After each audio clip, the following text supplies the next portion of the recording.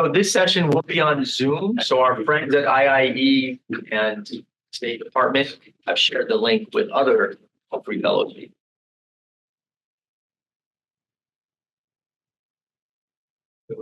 I believe so. Thank you for your technical help here. Hello, folks. My name is Ringel. I'm an assistant professor of marketing over at King & Flagler Business School. And I have the privilege, the honor to have been invited to participate in this and talk about, which is fantastic. And I get this chance of bringing some business perspective also to these sessions. Today, I'm going to start off with a little bit of an introduction, what a generative AI is, possibly more like what it does, what it's being used for, and I think every single application I show today will have been seen, known, and used by at least one person in the audience before. Importantly, I'm going to do a bit of a flyover, show things, but there will be much more qualified folks in the room as this workshop progresses to go deeper on every individual part and explain what about it.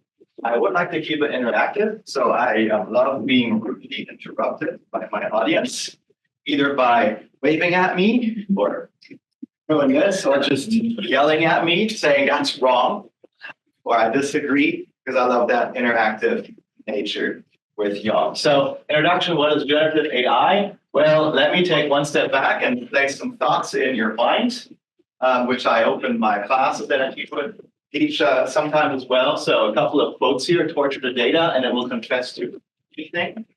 That could also be possible when we do generative AI, select data, specifically do some stuff with the model, and suddenly generative AI will do more specific things that somebody had in their mind. Another one I love the most actually is there are only two industries that refer to their customers as users: illegal drugs and software. Generative AI is software at this point.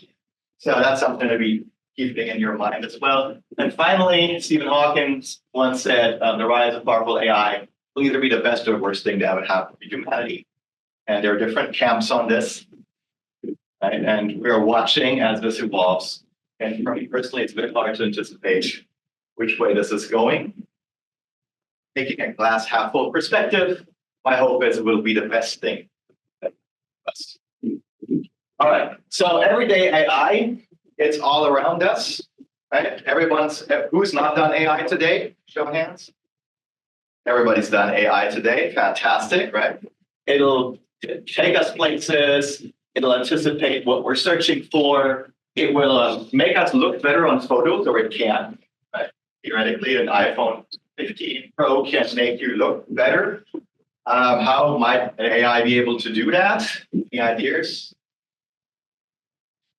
Well, possibly by learning when you take many photos, which ones you delete. And then learning, think about this, which ones you like. The next thing you know, and then you might blend pictures. The next thing you know, you always look great when you use an iPhone. Which is great for Apple, because I'm only going to buy iPhones because I look so much better on them, right? So there's a lot of implications downstream on the use of AI. Anyone has one of those cute little things that clean up after you? Yeah, that's a fantastic machine, right? It finds out your floor plan and sends it to whoever creates that company. It also has a camera, so technically they can learn about your furniture. And it does know where my kids sit, because it has to have more there under the table, so it might even know I have kids or pets. So there's all kinds of information being, wonder why I just put that or something, being collected. Anyone have an Apple Watch? Yeah, that's where AI takes control of your bed. It tells you when to stand, tells you when to breathe, tells you that you're actually not doing enough exercise. At least, I mean, not y'all. It does tell me, so it's best friend of mine. They share a mission. Right? So AI is all around us. It's happening all the time. So here is a very, very loose definition, perfectly academically accurate, about artificial intelligence, the science of making computers behave in ways we thought required human intelligence. Very loose. We see that a lot out there. We can also look at something more specific. So the OECD has released on November 8th a new definition of artificial intelligence, calling it a machine-based system. It infers from input to create content, predictions, etc., that can influence physical or virtual environments. Right? We see a lot of younger folks, I feel, living partly in the virtual world. Some of us as well. AI systems vary the levels of autonomy and how they adapt. Now, if you really look at this all together, that sounds an awful lot just like a definition of software. Right, so an AI we see is kind of the type of software. So people are thinking about what is AI, how should we define it? There's some other definitions I pulled from IBM and from other places. You could define it as AI leveraging computers and machines to mimic the problem-solving and decision-making capabilities of the human mind. So can machines think? Way back when, we had something called the Turing test. You want to remember the Turing test? Anyone taken it lately? Just kidding. Don't take it. Now, the Turing test, right? Human interrogator tries to distinguish between a computer and human text response. That's the challenge that Stan was possibly referring to some of the faculty with exam situations.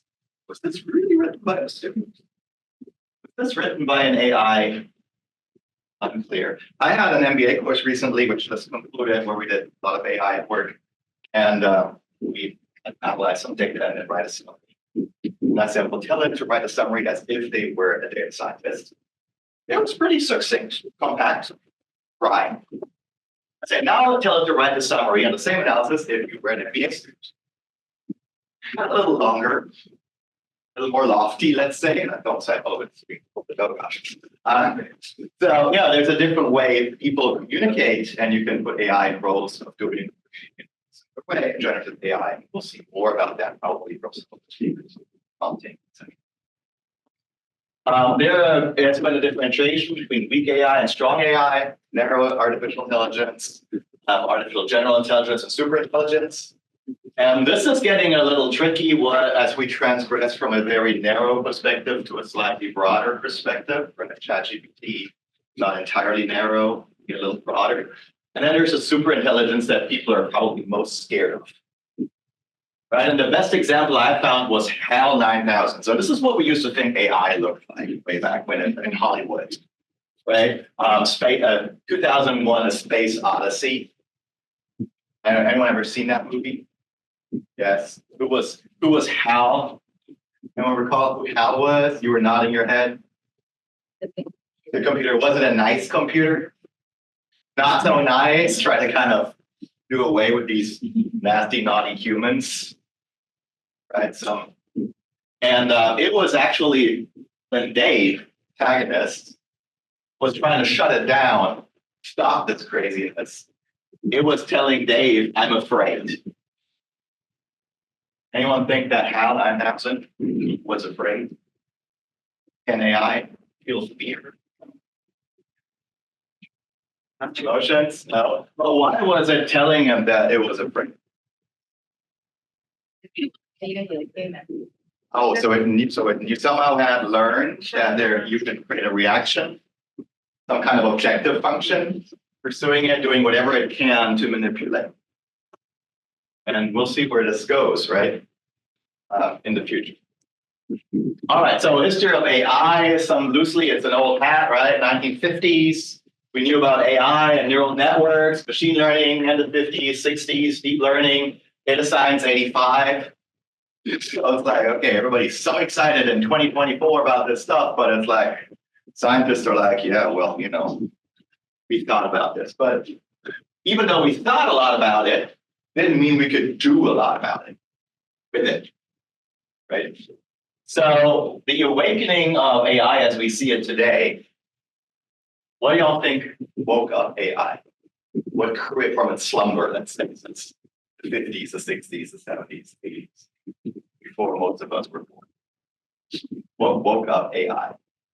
What brought it to life? Technology, technology. What kind of technology? Computers, yeah. Didn't have those in the 80s, though. They looked a little big and, Data. Okay, data is very good. So Stan acknowledged the importance of data and how we What? So we got data, we got computers. Can we be more specific? Sorry? Algorithms, very good. Like some innovation algorithms. We'll have some folks talk about foundation models and some of the algorithms brought us there. Yeah. Smartphones. Data, smartphones, internet connectivity. Yes, processors. So let's look at it. So first of all, digitalization, right? So this is software. It needs to run on something that's digital. Now we've got a bunch of paper and a bunch of recordings and audio. It's not digital. It's very hard to learn it. So we had a huge wave of digitalization. There used to be a huge hype about big data in the 2000s. I was talking to industry then, and it's like, people were like, yeah, we got big data. And I was like, I'm sorry. They're like, what do you mean? I'm like, well, it seems like your haystacks just gotten bigger, but the needle hasn't. So I have more problems than before. Now, generative AI, which needs massive data, is kind of running the tables on that a little bit. And then there is novel algorithms, which we heard, new ideas, how to efficiently learn keywords like transformer models at scale. And then there was gaming. Are there any gamers in the room? There's a gamer back. So what do you like to play? You don't have to. These days, others game. Okay. So what's important for gamers? Trading. Okay. Be creative about how you do your strategies. Okay. Any other thoughts on gaming? Why we owe AI to You can gamers? simulate every failures to try again and more and become more creative. Okay, so it's like a learning process. Models are very powerful behind it. Jocelyn? Gaming cards. Gaming cards? Yeah. You like a deck, poker deck, or? Oh no, sorry. Sorry. I'm just Yeah. You mean like the graphic? Yeah. I don't know if you still want to play Batman from 1980 something. It was not so impressive visually. It was fun. Yeah, I'm sorry? It was fun. It was great fun. There were other games called Snipes and things like that. I was like, you shove these huge floppy disks. So gaming, they love fast graphics, right? And to make graphics fast, you have to do what? Graphic. What's a graphic card really do? Will increase your processing speed. Okay, what is it processing? What is it speeding up? The response to the data you have, you Yeah. have to dump it. Put it here. It's kind of fastest cache where you put data for the processing. Yeah, so you're already one step ahead of me. I want to go one step back and say, what's a graphic card really doing? It's controlling what? The display, right? The display. What a display has pixels, which is conveniently arranged in rows and columns, probably. We could think of it as a what? Matrix, right? Matrix, not the movie was written too. A matrix, right? So these little suckers we call GPUs are extremely efficient and designed to manipulate rapidly matrix operations. Well, a lot of the machine learning, deep learning technology will manipulate matrices. By you moving away from the CPU binary operations to matrix operations, those folks did us a big favor pushing that development until someone figured out, hey, we can train on something. And all together is something I call serendipity. Kind of came together in a moment, a pivotal moment, to allow us with all this powerful AI. We have a lot of data that's digital. Now we can massively train. We have algorithms that can handle that at scale, that can operate more efficiently. So that Sam Altman, we heard it earlier, was thinking about investing $7 trillion in chip manufacturing. Yes. Daniel, I think for the majority understand, but can you go back and explain the train model? How a model is trained? Yeah, I'll get there. maybe you'll get there. I'll get there. And we'll have some experts station on. All right, so under the hood of AI, overly simplified. So you're going to see a lot of oversimplification today from me. Lots and lots of data, algorithms, that learn patterns from these data. Makes sense, find a signal, find a pattern, and then, so that's part of your training, right? There's a sort of big process, and then make predictions about from these data. And a generative AI model might say, given a certain input, I've learned patterns, and I can make a prediction what comes next.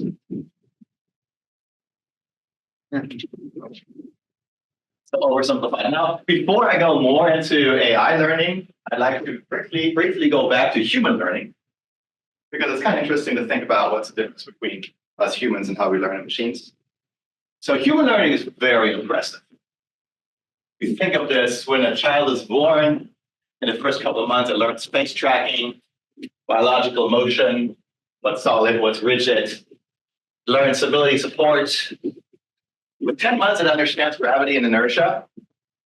Who's heard of SLORA? Video, yeah, sorry. Yeah, y'all. Video AI, right, from OpenAI creating videos. This is a massive, crazy thing, but it still struggles with some concepts like gravity and inertia. We've seen some videos. Kids get this at 10 months. So us humans do have quite an edge over some of these. And if you look at this little experiment they did at Johns Hopkins, look at this picture, what do you notice? What's weird about this? Everybody's like, well, this thing is not supposed to float here. Why? Because many years ago, for some of us more years than others, we were 10 months old and we learned about gravity and inertia.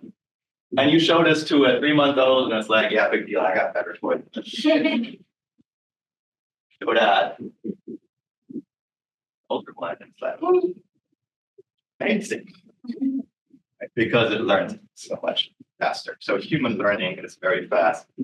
It's very efficient. It needs a lot less observations to learn things. Machine learning is slightly different there. So let's go to the actual part. Generative AI, how that works, because that's what we're supposed to talk about.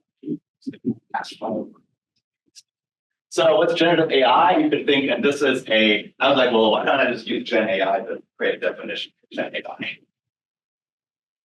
What it came up with, random AI that synthesizes new content by learning and mimicking patterns and structures from existing data. Makes sense so far.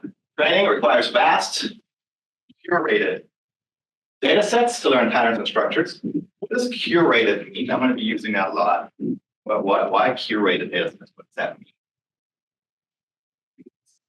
Somebody had to decide which data, which combinations, what's in there, what I don't want in there. That's, by the way, an incredible source of power.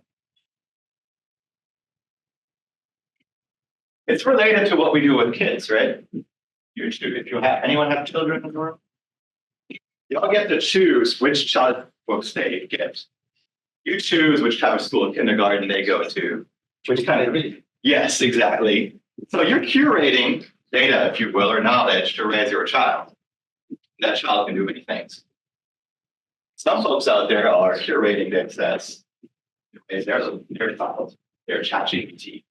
Difference being that when they put it out there, millions of people have used it. And there's an output, generates various forms of media, including text, image, music. We are using it now across so many fields for automation, for creative purposes, and we'll see more of that. And many models that are underneath the hood here are generative adversarial networks, relational autoencoders, transformers, diffusion models. You'll hear a lot more about this. There are a lot of ethical considerations of generative AI about authenticity, about copyright, ownership of the data it was trained on, and bias. There's lawsuits going on, but some folks are thinking, well, can we really sue OpenAI and get some money when they use our content and prove it? Some are settling early, some are not. With the government, the court, shut down such technology you can think about with lawsuits and all the money to be paid to it, but would they rather not, because there's a global situation too? Something to keep in mind. Generative AI reshaping the future. You can think of this as I got this from Data Science Dojo. You have your external foundation, AI foundational knowledge, and global knowledge, global models, but you can also have enterprise knowledge, internal models. So as you see GPT being very open, you can also get enterprise versions of Microsoft offering more locked-in versions for enterprises. So my wife works at IQVIA. She told me they're training their own kind of locked-in shut off companies and make own models that's not accessible globally. They enrich it with their own information, right? And there's different enablements we have here, generative insights, there's automation, there's a lot of innovation, creativity, and I'll show you some examples. But they're also, so we're getting this AI-enabled knowledge work, supercharged, possibly. Now, we've been supercharged as knowledge workers before in the past with computers, right before there were no computers, with Excel. Or when I was a little consultant way back when, they're like, okay, here's Excel, now do the magic. Wow, it's moving so fast. I'm like, oh my God. So there's some learning here. And there's a lot of, strategic work pursuing new markets. If you think about how it's simply reshaping some of the knowledge work, there's a lot of tactical work, administrative work. So if you think of it, can you do idea generation, design new experiences? That's more on the strategic side. We're thinking in a business context. There's also a lot of operation sides. Optimizing processes, automating, looking at data, identifying things, maybe accounting, maybe possibly what Stan mentioned at the medical field. There's a lot of optimization potential when the physician doesn't have to take notes and write everything. I just listen to it. In a different context, I was talking to a bank a year ago, and I was 2 years ago, and I said, well, wouldn't it be great if your key accountants, your sales folks, on their way to their client visiting, the AI would read them what happened from the CRM in the past and generate some insights from other visits, other key accountants to their clients and say, well, this is probably what you need to be talking about, maybe synthesized with news and other things in the market. Just kind of like prompt them. And then they talk to their client, have a meeting, possibly their little button in the ear, like a little coach that's kind of listening and giving to them. Be nice. And even if the client doesn't want this recorded for confidentiality, when they get back in their car, when they travel, they just talk and say, this is what we talked about, this is what we did, and everything is automatically loaded into the CRM. Because the thing is, a lot of people don't like typing up what happened. I don't know, who's used CRM systems before? Anyone has that? Yeah. Did you have to fill out stuff? It's not a great fun thing to do, right? Put all the details in there in some structured way, and then what utility did you get out of the CRM? So what use did you get from it after you put it? So the way I figured it out later, I used to think to data generate text and things. Copy and paste, right? So you're already getting in that point. But if an AI could automate this process of synthesizing, just talk freely and put it on the right boxes, later on connects, dots, synthesizes. A lot of potential there. I think of generative AI today in 4 buckets. I'll go through 4. I will step into 4 buckets, right? A little bit on models, a little bit on properties, some implications, and some applications. Yeah, right. So models, I always like to simplify things. So I'm like, well, what do you need for AI? Mostly high school math. Remember high school math? Yeah, sort of. And this is, it's an oversimplification. But, what do you need? You need matrix algebra, which in theory you can learn in high school if you did choose to. Calculus, right? A little bit of gradient descent, a little bit of normalization. You can learn something about sigmoid functions, right? So there are a couple of main elements we see in deep learning that in theory you could have learned in high school calculus. But it's actually not that crazy, not like an Einstein thing. Of course, there's a lot more to it, a lot of engineering going on and putting these things together.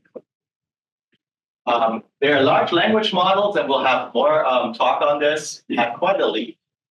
Natural language processing with the introduction of what they call transformer architecture. This was a 2017 paper. I think Google Research worked on this, and they proposed a way to create a better understanding of language with an encoder-decoder architecture. And I won't go into all the crazy details because we're going to learn about foundation models later. But this basically has 2 sides, and I'm going to focus more today on this GPT, on this generative decoder side. But these models have an uncoder side. Originally, we encode a model called BERT, bidirectional encoder representations from transformers was an initial model, which Google very rapidly used. You want to know where they use this?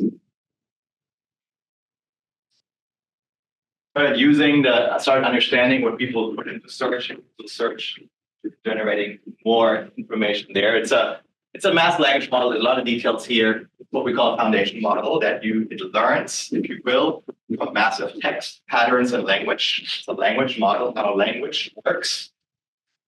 To get kind of a meaning out of it, something called an attention mechanism. Again, I'm not going to steal anyone's thunder because we have people who talked about this much better than I can.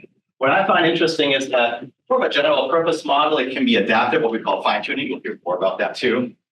Very specific tasks. So it builds a basic understanding of language, and then you can take that understanding for different tasks, identify a concept or classify something, etc. It's huge, 340 million parameters. We thought that was huge when this came out. Crazy. I mean, I don't know if you've done linear regression. Done linear regression model. I don't know what the most parameters you estimated ever were in a regression. Okay, try 340 million. That's a lot. I'd be writing a long time. But you know what? We can beat that because this model, which is foundational, in a sense of that it understands language, is slightly different than the decoder side over here, the GPT side, generative pre-trained transformer side. ChatGPT is based on the side here. This is a unidirectional, some people call it causal model. If you were an economist, statistician, your hairs would go up the back of your neck when people call this causal, because none of these are in the classical statistical sense to show causality relationships. What they mean there is that because of this, I'm going to say that, right? Cause and effect. That's what they mean by causal. It's an autoregressive model. So it looks at previous text and words and so on to then predict what other text should follow. How to predict that, right? And you see that with ChatGPT, right? You type stuff in. And when you type a lot, it's going to try to continue this conversation by predicting what would fit. It's very good at text generation, and people would say it has a vast knowledge base. Why? It's trained on tons of data. It needs very little bit of fine tuning. You don't have to, but you can just give it a few prompts. You're this, do that, and it'll do well. And there's an estimation. I don't know if they ever finally release it officially how big the model is. There's some insider information saying 1.76 trillion parameters. 5,000 times more than something we thought was big. But these are huge, unwieldy models that are run, Stan mentioned it, massive resources, GPUs. Their training is vastly expensive. So simplified how AI generates text, very simplified. So a human might say what to do at UNC. The model kind of breaks this apart. You can think of these little tokens representing words. And based on that first line, it's going to predict the next word. And maybe it's going to say you. And then it's going to take that, including the you, and guys will say, okay, you could. And then it's going to take that, say, watch. And that's going to say, oh, you could. And it's going to take all of that, A. And what do you think is going to happen next? It's going to take all of this. What's it going to predict next? Like a cliffhanger here. You could watch A. Yeah, you could. So here are the academics in the room. You could watch a professor talk about amazing things. Stan and I. But then most students would say you could watch a game or a basketball game, which we happen to be pretty good at, right? We don't mention it. Again, same. So it's generating things. Now, the nice thing is that there is sometimes variation. You notice in ChatGPT, you get some variation. So we can induce some stochasticity so that you could, and instead of watch, you can say them. Right? So watch. Here's the thing. Because it always uses all this history, once you start turning this way, it's very hard to get back that way. This is taking type history. So practically, probably something's a good idea to set your chat. you're going off in the wrong, well, it's just the wrong direction. We can also do text to image. DALL-E 2, DALL-E 3, this is still DALL-E. Has anyone done image generation with like these models? Yep. How was your experience? Well, create a basic picture, that's why it's beautiful. It takes it a lot. So you told, what's this DALL-E, which model did you use? DALL-E. DALL-E and from ChatGPT's interface? So you said you changed your request a little bit, but then there was a massive change. Did you know that DALL-E 3 never got your prompt that you gave it? Okay. Here's the thing. OpenAI found out that they can make better pictures for people if they can learn what your real intention possibly is, and then rewrite what you said in much greater detail and pass that DALL-E 3. So if you use the API, and initially when they first launched it, sometimes I got a little hiccup. I typed in, show me a professor. What it's actually sending to DALL-E 3 is a much more like, show me a middle-aged professor with, let's say, Asian origin, standing in front of a board, la, la, la, la, la. It's a much more detailed what actually is. Which means that we're already using models that get an input and do something with that input to manage other models. I showed this to my MBA students. We use the interface, and I said, show an MBA student. And then he got a very specific picture of an MBA student. And I said, who thinks this is oddly specific? Was that good? I think it was a Middle Eastern female MBA student looking at a particular book in a library setting. Like I never mentioned, gender or ethnicity or where they came from, all these things. Where's that from? Then if you look into some of the data behind it, you see that AI actually created a much longer prompt that it fed. This gives even more control to those people whose models you use, because they behind the scenes can change what you're telling the model to get something. Obviously, they're trying to learn what works well for you, what produces.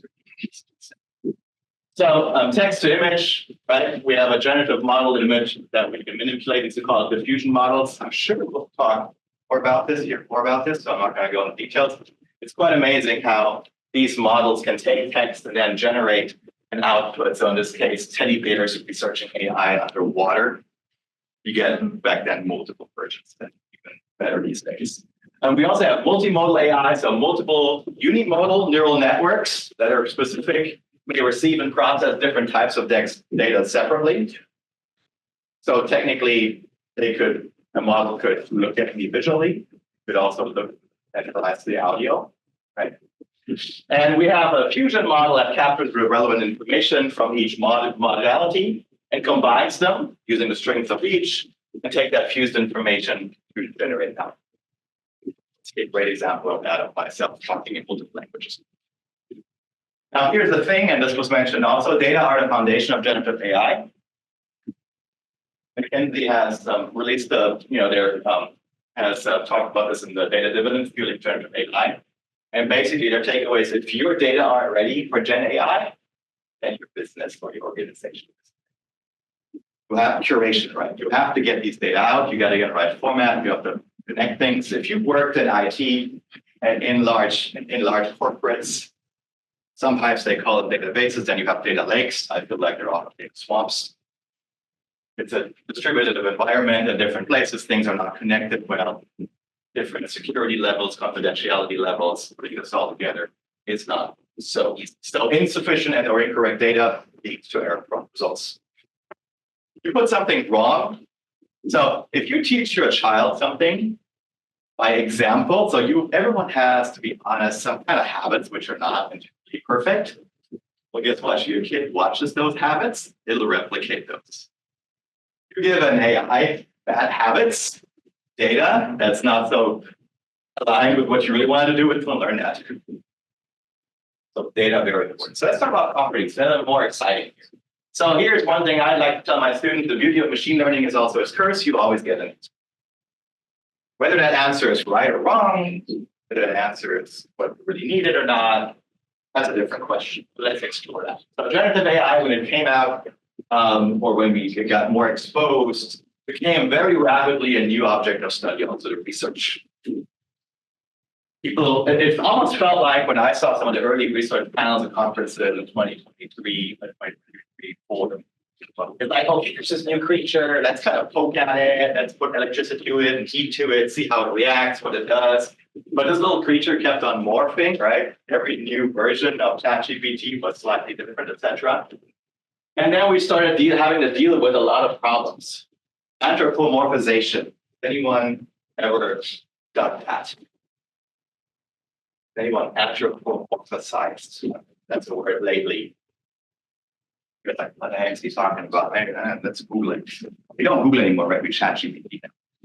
So this is essentially, kind of assigning human-like characteristics to the machine, to an object, like thinking it's a human, talking to it like it was a human. People, I asked my students, I gotta ask you the same thing. Who says please to ChatGPT? Oh, thank you. Why? Why do you say please? You say please to your car. But some people do, please start, it's very common. Why don't you say please to a machine? Actually, there's a utility in doing that, but somebody will training. I mean, we're not doing training here, but when you interact with it, some people think that it's taking the place. I believe a person a while ago married a chatbot. Right? So people might mistaken this AI as having a soul, having a personality. They also might assume that it would do no harm, or it's authentic, etc., or you get by the sound. However, the software at this point doesn't have any self-conscious awareness. It might tell you something. You can't blame it, but you lied to me. Look, you can lie to you. I predicted something. Now it sounds good, right? There's no self-consciousness. There's automation bias related to that, right? Yeah, I said that it has to be right. See an example in a moment where BPG consultants were kind of misled by that. Hallucinations, we've heard about, right? Who's hallucinated with AI? And so it creates output, very authoritative and compelling, right? It speaks with authority, so it must be right. So we're combining these things. Training data, we talked about, a big problem. There might be needs for filters and guardrails. So some of these models, we don't want them to tell us how to hotwire neighbor's car. Right, so they try to build guardrails on top. Reinforcement learning by human feedback is one of the techniques. Again, I won't steal other people's thunder. I will learn more about this. The question is, are these guardrails a rat race? Like, how many things can you try to do to correct a model from not saying or doing things that would do us? First of all, different people have different perceptions of right and wrong. And secondly, it turned into a sport of still making it defensive, jailbreaking and getting around it. If it wouldn't respond to how to hotwire a car, maybe just ask it in French. And that initially would, and then like how to hotwire a car. Or give a story. My child needs to go to the emergency room. I can't find my key. I'm in that situation. You have to help me start the car. Right. There have been models that are unfiltered. Mistral 7B, for example, was one where you could see the whole. Algorithmic bias, I call that often history cast and training data. So if a model learns biases, stereotypes, injustice, what it was trained on, how can you expect it to behave differently? Something we have to find. There's lots of ongoing research. Society and images. So Midjourney it has a generative AI for images. I don't know if y'all used it. And I asked it to create pictures of managers and office assistants. Any anticipation what it created for managers? Well, I'll give you 4 managers. Men in suits, yeah, okay. How would you say that? Says the guy in the judge. I'm not a manager. Why would you say that? It's always biased. So you're thinking that traditionally managers were men. Particular about the men, The office assistant was a woman. office assistant women? We got fantastic male office assistants these days. Now that mentioned that. Fantastic manager. Medium lady. Middle aged, ooh, the office assistant or the manager? Manager. The manager, the office assistant? Younger? Okay, so technically you just kind of demonstrated y'all don't need generative AI because you got figured out this with your own. But you need to align it. So managers look like this, often related to sport. I really literally gave it only like manager. I didn't add anything to it. They like to look a little more angry, right? Like angry men. Maybe anger is authoritative. Remember all these old school pictures where there's always like some general that angry look. And the women, yeah. The women were kind of special too. Wow. My daughter was like, "Oh, that's Britney Spears." Wait a minute, that's a second move. So this is a couple months back, but I've tried it again and again, and it still kind of creates similar outputs. Now, what we have seen is that the makers of these models realized that something was going on. There was not a lot of diversity here either, right, in terms of ethnicity. And so they've tried to fix that. Google, Gemini, I believe, had a little bit of a hiccup recently, where the founders of the days were just very different than they thought they did. So if you overshoot on creating more diversity, you might actually get the opposite of diversity against the other spectrum. So it's a tricky business. Derating AI, here's the thing, making a good model work bad or look bad is actually much easier than making a good model. And there are a lot of things that, let's say, technical things, why these models derail, and we're going to get into that now, we just don't have the time. But there is also a lot of human parts to it. So besides technical, statistical, science issues, there are also human issues, like you might actually overestimate what the value of these models really are. I don't know if you've seen the Gartner group that's looking at, they always show little curves of the impact of new technologies, etc. I'll talk more on that on Wednesday. So we might actually overestimate things. Often, and this is the business school context, right? We don't really meet the business needs for something. We do something really cool. We launch a new system, and we think it's really great and it's going to do a lot of good, but it's actually not well aligned from the beginning what the actual need is. So it needs to be more out-front analysis of what exactly we need. You might actually make the wrong mistakes. Anyone imagine what that would be, making the wrong mistakes? Mistakes are wrong. Make wrong mistakes. See, a lot of these models are relatively forgiving on some things. You can still get something, but there are some mistakes when you use them in a very wrong way, a very wrong purpose. You can be crazy. And you might just use the wrong data. Depending on the wrong data, giving it the wrong data, and then you expect it to turn lead to gold. That's something we've tried for a long time. Like, I don't know, if you know someone who can do that, that means you get an address or their phone number. Turning something that's wrong or inappropriate into gold, it still works. We need good material to create.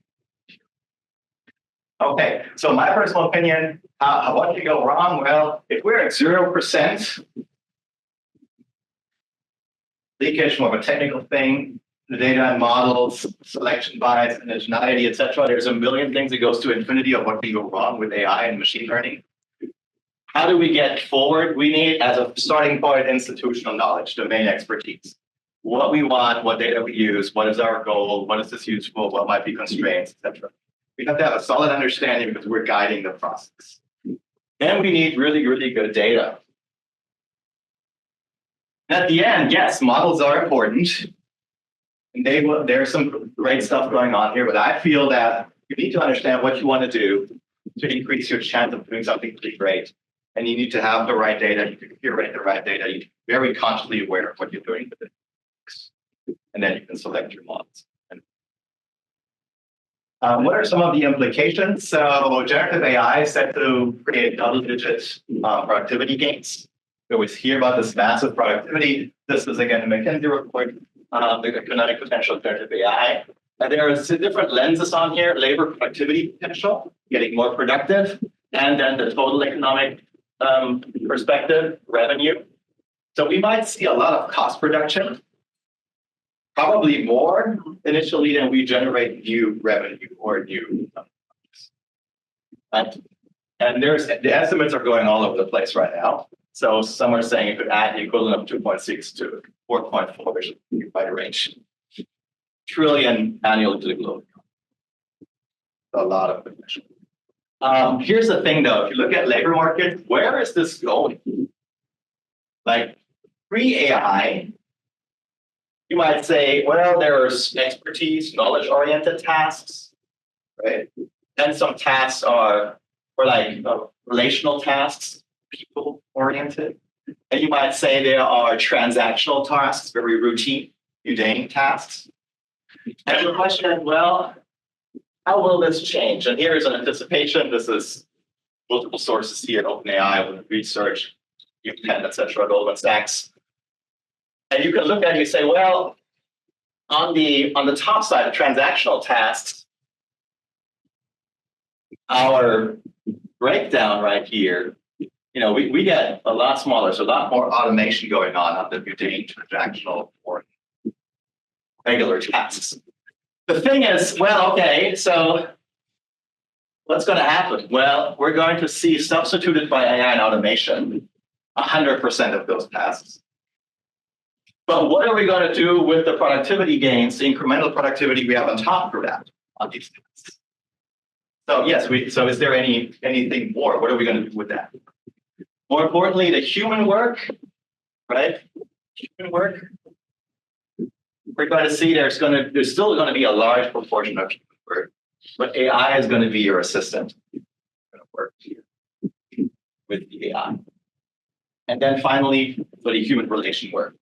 On the knowledge-oriented work, not the people-oriented work, it could also be maybe 50-50 split. So the main message here is, me, is twofold. The people-oriented work, where you need more people skills, empathy, understanding, creativity, innovation will be something that will, as humans, develop much more. That can help us a little bit. But the expertise task, knowledge task, will have some kind of share, and we get more efficient. Most of the automation tasks we'll see more and more being taken over by AI. The question I always thought, okay, so what's going to happen in terms of job displacement? Because we do have a lot of folks in that space. Where can we move them? Where does that extra money? I don't know if y'all seen this before in your organizations. Have you seen situations where, or historically, where automation has changed how tasks are done? Any examples?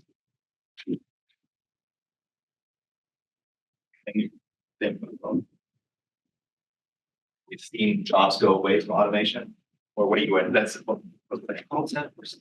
Call centers, and they're even more heavily affected by AI now, right? But you can automate using chatbots, and that's actually technically a people-related thing as well, right? People-oriented, because you're talking to customers, you're giving that away to an AI. It's not even just accounting, like booking things left and right. Let's say, for simplicity, this is even people-oriented. But recently I was calling power office, and the moment the robot gets your speech, there is some sort of typing sound, and there is someone who is really typing. They make it sound more human. Yeah. That's a tricky thing also in terms of legislation, right? Do you need to disclose that? You need to know if you're talking to an AI or not. I believe there was a law passed that you are not allowed to use AIs to phone call people passively. After apparently in New Hampshire, AIs were calling folks saying that they were Joe Biden, telling them they don't go on, etc. So a lot of things. I always get these calls from my Kia Sedona minivan, which by the way, but from the car warranty department. That sell me stuff, but you can still. It's always, hi, this is Angela from the car warranty department. You can still tell, but as I'll show you in a second, it becomes very hard to tell when we use these AI technologies. What's there? That's left. Okay, look. I think we've seen something similar from generative AI in the workplace. Marketing is adopting it the fastest, product and services, but it's trickling into other areas with perspective, risk strategy, HR. And in the marketing and sales field, we see a lot of crafting first drafts, personalized marketing, summarizing text. So the adoption is happening heavily here. But you can also see it in terms of customer needs identification, creating new product designs, creativity. What's happening in that space? A lot of employees are asking for Gen AI training. So people are aware this is going to impact my life. I need to be able to do it. So if you look at the generative AI use, this is actually like almost a year ago already. Leaders were regularly using it. If you move to managers, middle management, a lot less. The front line, hardly there. But everyone is, well, not everyone, but 86% of the employees would like more training, how to use it, how to empower themselves, how to get more productive. And this is what students ask me. They'll say like, okay, so what do I need to do now? I'm going into a labor market where AI will be more, how do I persist? How do I prevail? How do I have a competitive edge in that labor market? Something y'all might be wondering as well. How do I? My answer is at this point is, well, you need to make it part of your workflow to supercharge yourself and get on, look forward, think glass half full, learn which model you use, which skill, which way to make yourself supercharged. In consulting, here's a great case study from BCG, Harvard, I believe. They identify what they call the jagged frontier of AI capabilities, generative AI specifically. They say some tasks are inside of this frontier, and some tasks are outside. So some tasks AI is pretty good at, some tasks are not so good at. And then they did a little experiment. They took 758 BCG consultants. Arguably, these folks are pretty good at their job. Like, it's not entirely trivial to get a job at BCG. When you do, you're part of the smart cookies in the jar, of course, and you have certain other skills they look for. So they gave them realistic consulting tasks. And these tasks were partly inside and outside of the frontier. In other words, some of these tasks were something that they knew AI would work well with, and some of them that was struggling. And that was what we kind of saw. Inside of the frontier, they had tasks where they split up the folks into the bottom and the top half of skilled participants. So they know from their 758 BCG consultants who are the top performers, middle, and they're still already this. Yeah, sorry. Oh, I don't know. How can I I don't know if I can list one. Can we, Walker, can we, oh, not here. Is there a way I can, can we do a chat? Is there a chat? Yeah. Oh, no, we don't have it. Shall we try this? Let's see what happens.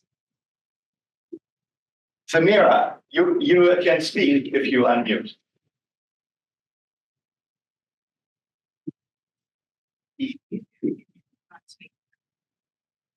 No.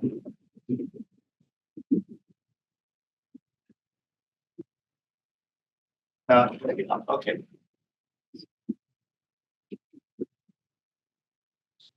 Well, it's good that you remind me of that because it's easy to forget that we have an extended audience. I lose track. So I'm always very grateful to folks that flag this to me. So I'm sorry it didn't work out here. But let's continue here. So they split them in the top performers, and they gave a baseline task, basic task, and experimental task, where they were using ChatGPT to help them. And what they found that the performance for the bottom half of participants increased, right?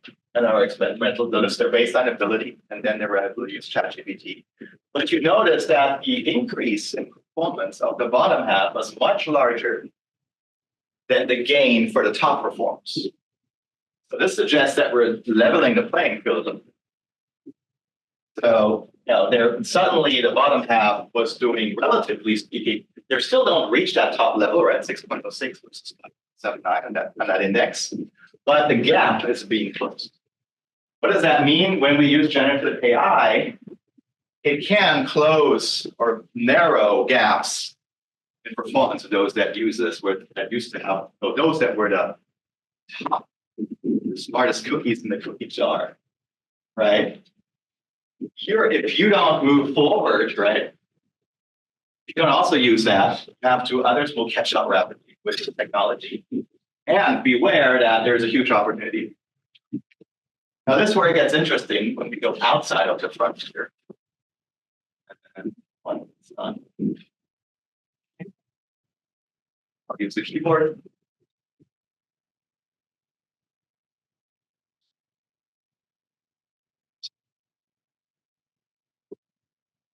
Oh, here we go. Yes. So when we go outside of the frontier, so tasks, we were looking at how correct, how accurate these tasks were. And we have a control condition where folks were giving a task and they did not get to use generative AI. And this is their performance. What they were producing in terms of solutions was very accurate, very correct. And then we had two other groups, people who got to use Gen AI for the first time, and folks that got to use Gen AI after having received a little bit of an overview session. And a little bit more like one, probably where you demonstrate more chatting. What do you notice? Counterintuitive. What's counterintuitive?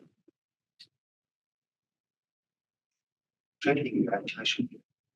You train on something, you should be better at it, right? But they're not. So you could possibly think might have happened. Has anyone ever bought something from like TV shopping where they show you how amazing you can fry cucumbers or whatever, or the vacuum thing works?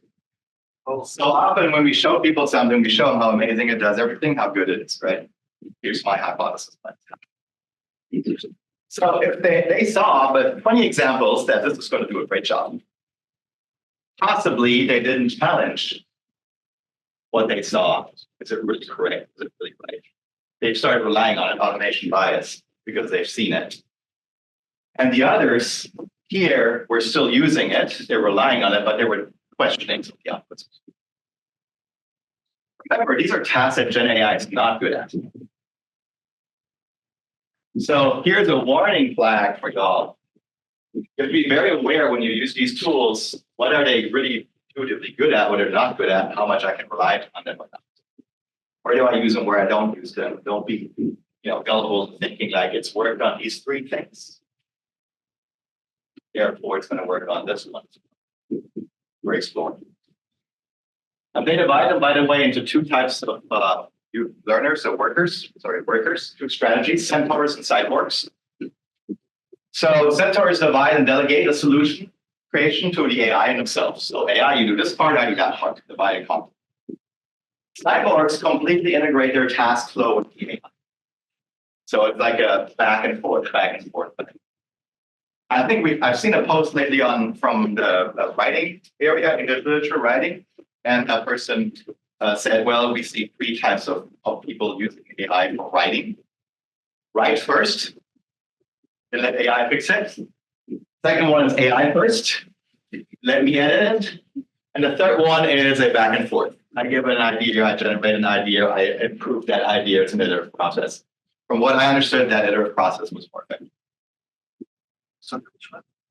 Going back and forth, leaving the AI and cyborg approach. All right, generative AI in freelance jobs. When it came out, we immediately saw there was a paper out there. If you looked at Upwork, I believe this was ChatGPT launch, you saw that a lot of writing, copy, editing jobs went down. People are using this to surrogate some of the writing, copy. So it does already have an effect on knowledge workers. And as I'm running out of time, let's go to applications. So here's an application, coding with generative AI. This is what we do in class over at the business school, the computer science school. So Jack and I developed this. here's an example of how you can use generative AI that is integrated into Google Colab, so a platform for coding, which our students use for free. And I'm basically telling it now something. Generate a data frame with varying revenues for 10 years, import all necessary libraries, and it writes the code. The typical business problem. So it's loading, it's importing, it's doing analysis. Now I'm saying, okay, it did that. Let's look at it. Here it is. So we have years and we have revenues. I can even click on charts and pick one. This is all enabled automated. It's freely available. You can use this and sign up for Google Colab. You can just tell it what you want. Then it creates the code, it creates my chart that I might want to use, show me the development. And now I can get a little more complicated. Add a column to the data frame that contains the year-to-year revenue growth in percent. So all I have to know is what to ask for domain expertise. The analysis and the coding can be done by the AI. And here it is. And it correctly knows that there should be a value at the beginning and it generates revenue growth calculations. And now I can say, calculate the compound annual growth rate and print it in percent. Another business task, which is not entirely trivial when you learn it when you're an undergrad in college. It writes down all the calculations and outputs the compound annual growth. To build this in Excel would have taken much longer. You can see it took me only a couple of minutes to ask the AI to solve problems that we see a lot in the business world, data analysis. So coding with generative AI has become extremely easy, readily available to anyone at your fingertips. I think Stan talked about this. We touched on this, Stan, that this will transform the way the computer science school and others will think about how to teach. Now, remember what you have to be good at is asking the right questions and giving the right instruction. If you don't know what compound annual growth is, what do you do? Never ask the question to begin with, right? Here's the thing. If you don't know what to ask for, this is the education part, all AI in the world is not necessarily going to give you any good unless you ask it, what should I be asking? But if 100 people ask the same AI, what should I be asking? You're going to have 100 times the same solution. All right, the hallucination parts. I love this example because it's about mushrooms hallucinating. Generative AI allowed people to massively generate content very rapidly and make money from that. So there was a warning in August from mycologists. I believe those are the folks who study mushrooms, etc. And said, you know what? There are a lot of sudden digital books on Amazon that were written on all kinds of topics, particularly mushrooms, and even cooking books for them. As it turned out, a lot of these books contained recipes of mushrooms. If you did consume those, you could die. Because AI, and this is kind of fitting, hallucinated about some of the mushroom juice. Now, Dr. Kimberly Thorpe, who was the author, wrote 37 nutrition and health books on Amazon within a very short period of time. She claims to have a PhD from UC Davis, claims to have worked here. None of these affiliations could have been able to verify, but she was immediately. So you can generate picture books very beautifully in a very compelling, authoritative way. You have to be very careful if it's true or not. The problem is, as this kind of stuff trickles into consumption, but you're like, well, the book from Amazon. So there's a huge risk, societal risk, and also brand risk. Generative AI is an innovator. Here's a paper also, again, from, I believe Harvard is working on this. I know Leonard here, him and I were in an AI panel 2 weeks ago. Board and introduced this paper, and what they were basically doing is, let's see if generative AI, ChatGPT-4 in this case, is good at creating new business ideas. And what they did was they had a task, create a sustainable circular economy business opportunity.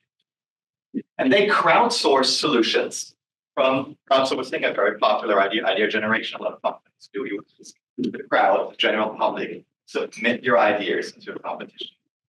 Big good ones. And they compared humans versus GPT-4 in terms of novelty, how novel is it, and how valuable is it really? How much value can it generate? And they had, I believe, 300 third-party people evaluate. And what you see is that the AI actually deliver. You see the variance in terms of scoring is much more narrow than for humans. There's a strong concentration and a median shift, right, to a higher value. So the AI would generate things that are very clearly defined by this is valuable. There's revenue behind it. There's impact behind it. Why? Because it was looking back at probably has seen a lot on the topic in its training. Now, in terms of creativity, you see that actually, again, the human distribution is wider. There's more variance. This variance allows that to go in terms of scoring much further than the AI is able to do it in really novel solutions. And I posit in this case, so what does ChatGPT possibly do? And there's research going on this. Well, I mean, it's looking at a lot of information backward looking, right? We look at the past. Look at the past, and you extrapolate. You find some kind of understanding. You predict something based on all this information. So you're going to have some good predictions about what is known, what is established. Now, if you want a really novel creative solution, if you want a revolution, what's a revolution? Something revolutionary. Disruptive. Never been there before. By definition, a revolution has not happened. So how can we have a revolution from stuff created from stuff that happened, from data that's already there, where we're just finding some very good average idea going forward? How do you create that disruptive idea based on what you've been trained on? And that seems to not be working so well. But you do create you have a concentration of value, and you see a very smaller variance here in terms of value. The variances in both cases are smaller. Now, this is what I observed from the classroom. I allow my students to use ChatGPT for their final exam, for their quizzes. In my section, what Jack teaches also in this course, but I've also observed over the past, I allowed it last year, this year. I see that overall the scores did shift a little bit. They got a little higher, not perfect, but the variance shrunk because people are using it, getting a lot of less variance in terms of how high the grades are much closer together. People using the same model getting scores. But that's what I'm observing. This is multilingual avatars. So this is myself. I'm sort of probably got something a little tired. This is what I did was I was speaking on my data science AI course. Data science and artificial intelligence are transforming today's business landscape in remarkable ways. Es emergente.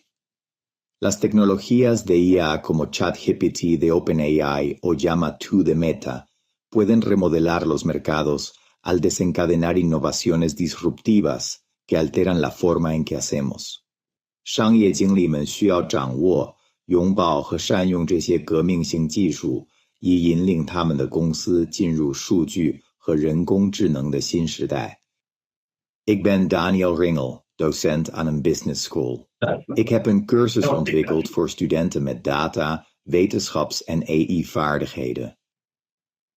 मेरी कक्षा में छात्रों को वास्तविक व्यापार चुनौतियों से सामना करते हुए डेटा साइंस के तरीकों का अनुभव प्राप्त होता है.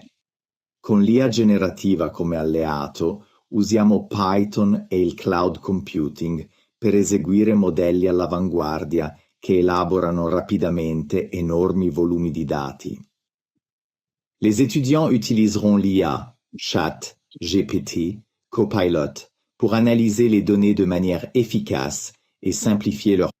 Okay, let me go back to this. So actually, I never said any of that. I never was recorded in this video, never. All I did was I provided a platform, a short recording of myself speaking German, by the way, which you're aware. And it learned from this recording my mimic, how I move my lips, my pronunciation. So it learned audio, it learns video. And then I only have to type in the text and select the language. And then it created a video of myself and people who read. And I asked that there's two languages where I able to actually read this. It moved my lips, it used my mimic, it used my tone of voice in another language form. That's how this was generated, completely with generative. If the glass is not yours. Well, exactly, but it's created this video based on something that wasn't there before. In a sense. You can go to a platform that's called Agent, it allows you to break that. Now, if somebody gets hold of your avatar file that the model learned, or, and we've seen this before, people get hold of recordings from you, they can use a platform like this or technology like this to create these, what we could call deep fakes. They've gotten really good. So anybody know Emma Watson? She recently been at a fireplace from Hitler's book, Mein Kampf. Actually, she didn't, but the AI made her do it. This creates huge questions about what's going to happen in political elections and other things. With huge potential. All right, fake reality. I call it. That's a kind of fun one, right? Fake reality. We used to have fake news. That was kind of clear. News are not news. But now we have fake reality. We're creating realities that are actually fake. This is Sora. An OpenAI. It's a text prompt and it creates entire video streams which look perfectly real, have a huge disruptive potential. And so this is an AI just creating a complete video. This has never happened in this way. It's a diffusion transformer model. We'll hear more about that probably. It struggles with complex physics going back to human learning. A 10-month-old can see that there might be a mistake. So we've seen things where a lady blows out a candle and it looks right, but the candle doesn't go out. Or a glass breaks and spills, but the glass is not broken. These kind of things. Some struggles on these, but there's huge improvements as we move forward. But this raises more concerns about misinformation. GPTs, you might have seen those, right? OpenAI has its GPT shop or online store. By the way, I believe Microsoft announced that too yesterday or today, that they will have GPTs available also with Copilot. So these are specialized models that you can influence. So you can create your own, what they call a GPT. You give it specific instructions, so you don't have to repeat every time. You are an academic. Whenever you talk, it's very boring. But you give it instructions. You use this kind of tone of voice. You react in this way, and then you can add knowledge files. So specific knowledge the model was not trained on. You can put your data in. You can curate. You become curator of data. And you put it there, and then the model, then when you load this GPT, the instructions are known, it can search its knowledge file data you give it generally. That way you don't have to always influence, and you can share it. So Jack and I developed a MBA TA assistant with this, so our students could add, we put all the course materials in for my MBA class, we experimented with that, students found it very useful. Then midterm came around, and I said, oh, I'm gonna take this offline. You're like, no. But then we showed them how to build their own. And they actually built their own GPTs and actually helped them. That's right. Didn't give everyone an 8 either, because these models can still hallucinate. The beauty of the business model, by the way, being a business faculty here, Chris OpenAI charges you $20 a month so you can even build these things. And then you have to pay $20 a month to use these things. Right? So you bake something that you pay for to make. You make it available to other people who also pay for using it, but you don't get any money. Interesting approach. Daniel, question. So your students who use the MBA system, what sort of disruption do you see there? I think, first of all, they are supercharged in doing things that we're not able to do before in terms of analysis and deeper understanding. They can ask questions back in their own schedule, in their own time, use these kind of deepened knowledge. The danger is that you become dependent on these things. Just like a calculator. I think we have one here. I love this part.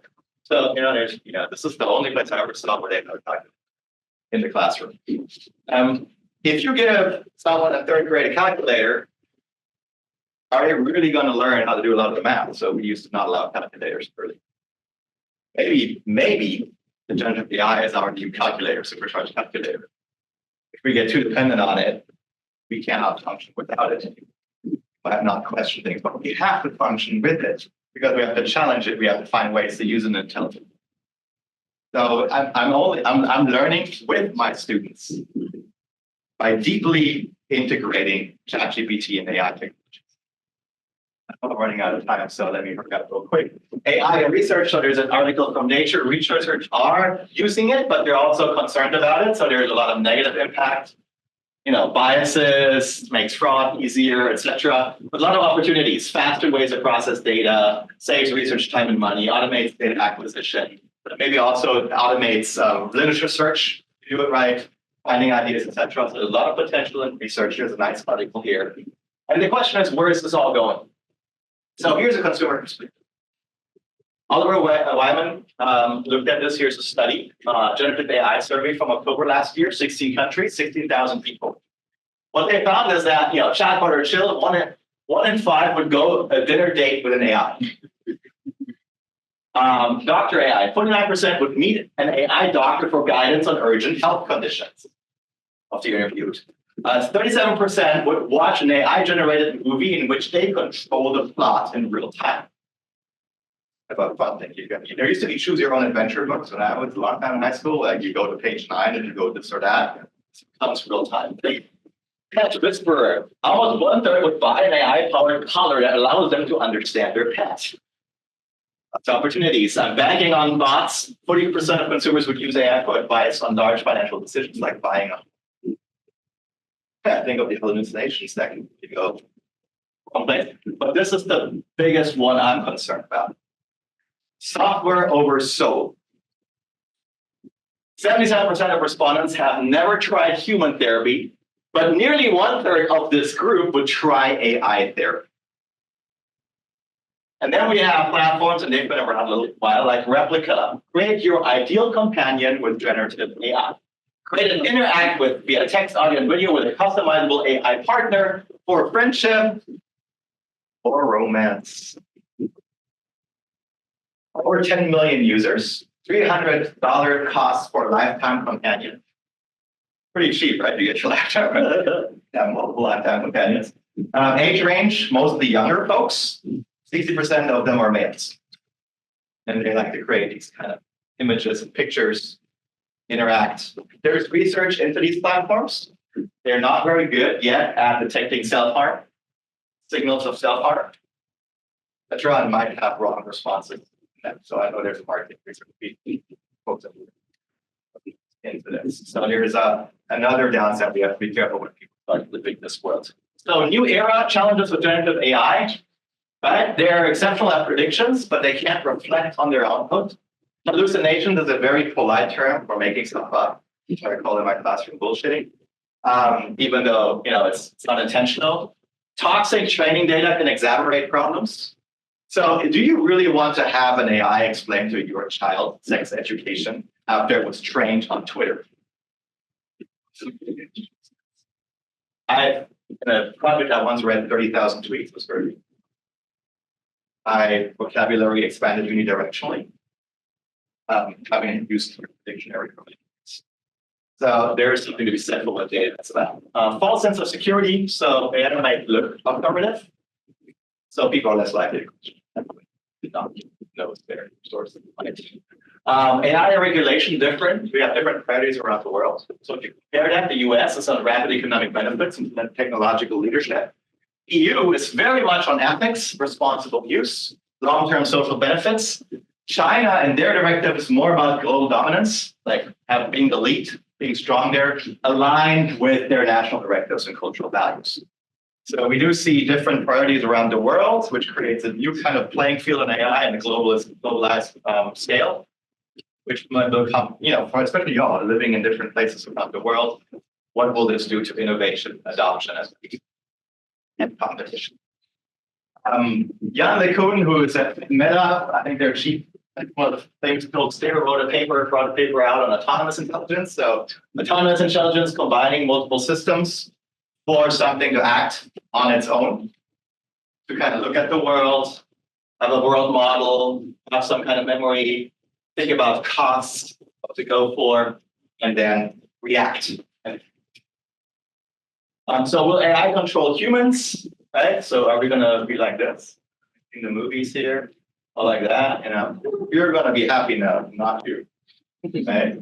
Or are we going to just be an energy source in the little pods and live in the matrix? Are we the puppets of AI in the future? What do y'all think? Who controls humans? Well, who controls humans really?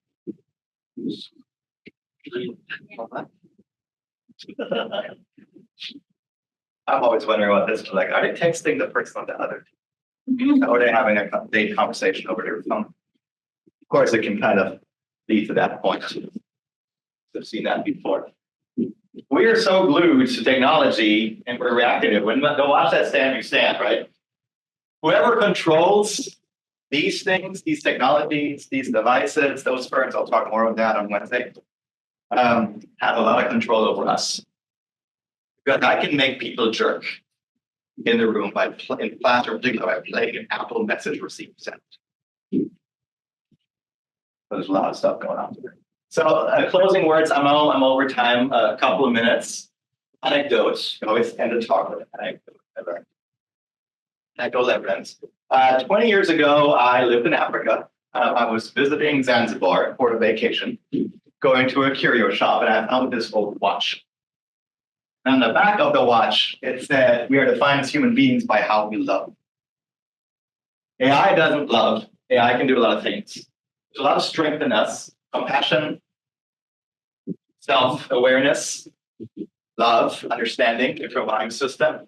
And to me, that is our, now speaking business now, competitive advantage, our strength that puts us in charge, and that we need to always remember that this is what human, we will never be the better machine. You cannot be the better machine. But you can always be the better human in that interaction. So that's it from my side for now. I touched on many things. We're going to have much more brilliant speakers diving deep on answering some of these questions. Thank you for the engagement, and please talk to me. I'll have a quick break now.